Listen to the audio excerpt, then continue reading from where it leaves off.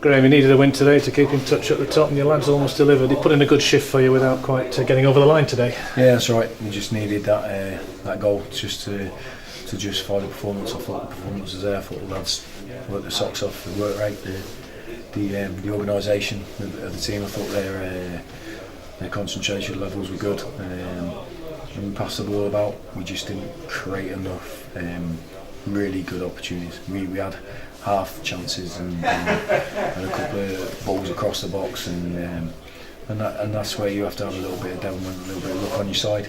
We didn't get it today, but give credit to Exeter. They're a very good side as well, and especially away from home.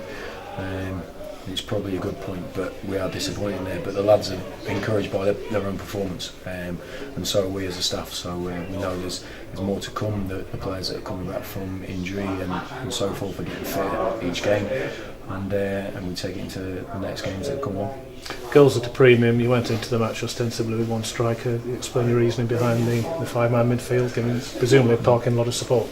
Yeah, well, we had one striker, but we had three wingers on the pitch. In goal scorers, Ryan Junior and Gaz Evans. So, that's a threat. If I was playing against that four, I would be a little bit worried about, because they've got a bit of everything. They've got a bit of pace, a bit of directness. They can score goals, set up goals. It just didn't happen today, but I thought they caused Exeter problems. I think we can work on it a little bit more as well. I thought we did okay today without getting the win. And then we have to. The only thing is, we have to make sure that we don't lose it at the end. We had a couple of set pieces and nearly a carbon copy of last week, which would have been devastating. But I thought the performance was a lot better than last week, and we take that into Tuesday's game. Dangerman Curtin had just one chance in the first half, but by and large he nullified the threat of Exeter to take to that final flurry, which must have been a bit nerve-wracking, particularly after Wickham last week. Yeah, well, that's it. It was the one opportunity he had in the first half, and Scott made a great save.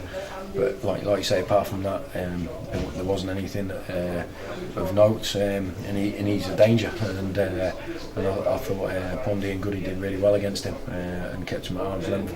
Obviously helped by those around him, but it's not about one man. They've got other danger men that are on the park, and I thought we kept their chances down to a premium, and I thought we were the team that's going to win the game. But we're glad that we didn't lose it, like you say, in the style of last week, when you should win a game and you lose to a set piece, and it could have happened. But I think Scott's made a great save again, and I think somebody blocked a shot as well. It was a bit of a melee.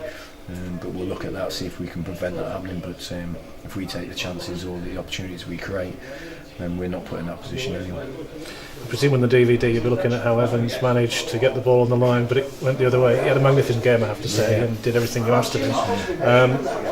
Typical of the afternoon, really, I suppose. Yeah, it was. We were in disbelief, because it was a great little corner. I think Andy Barry smashed it across, and it just needed a touch to go that way. Yeah. He went the opposite way. That's the little bit of luck you need. And if we get that, then I think we see the game out. And those other opportunities we could have done a little bit better with. I thought there was a lot of promising performances out there, which we'll take into Tuesday. And I think the boys have got confidence from today, because they've been under the cosh in the last couple of weeks. They've had to take their medicine, both from me, from themselves, from people outside the club. And it takes a bit of time to turn that around, but I'm sure they'll be feeling confident after today, because I think they can sit there and think they should have won the game. Yeah, it's only towards the end of the first half, really, where they dropped the pace a bit and they came back into the game at Exeter. Other than that, they kept the intensity going throughout, particularly in that second half, didn't they? Yeah, definitely. Well, that's what we talked about. We have to have that intensity every single week, and we have to have fit players to do that. So, there's a responsibility on us as a staff, there's a responsibility on the players themselves to get as fit as they possibly can, because that's the way we want to play. We want to play good football, we want to create chances, and we want to have fit players, and it's the only way to survive and achieve in the modern professional game.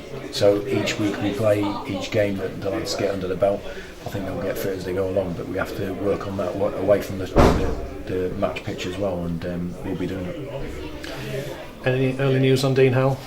No, I've just been in to see him. He said it's not quite a tear or anything, but he felt something a little bit more than a bit of tightness. So, which is obviously it's really early days, but that was disappointing because I think Dean's done really well over the last few games. But I thought Connor came on and did really well as well. So that's great to know, because it was a shame that I had to take Connor out, to put Bills back in, but Connor's kept himself professionally right, and he deserved his shot, and he did well when he came out.